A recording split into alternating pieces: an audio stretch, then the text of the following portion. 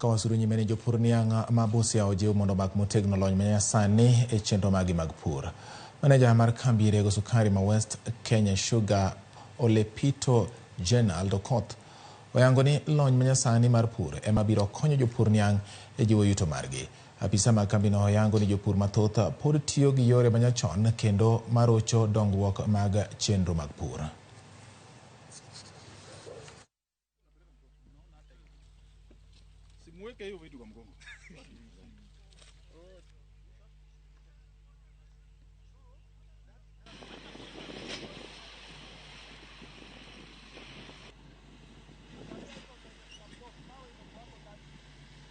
Tumekuwa na hii mtambo ambayo tunafanya calibration na inachukua kiwango fulani kwa ekari moja, na tumekuja na utaratibu ya kwamba tutapeleka hiyo mbolea hadi kwa shamba la mkulima. Itazuia mambo mengi ya kwamba mbolea ikitoka hapa factory kwenda kwa mkulima itafikia mkulima, itafika kwa shamba.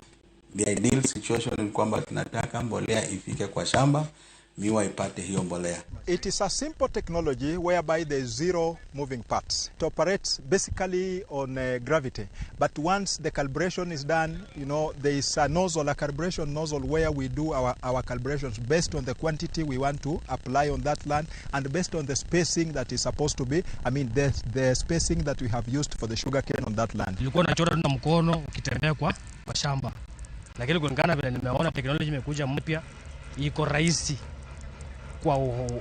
kwa afya ya binadamu. Na hizi wakulima wachukue technology ili kitu ya kwanza kumake waka easier, kitu ya pili kwa afya ya binadamu mfanyikazi iko rahisi.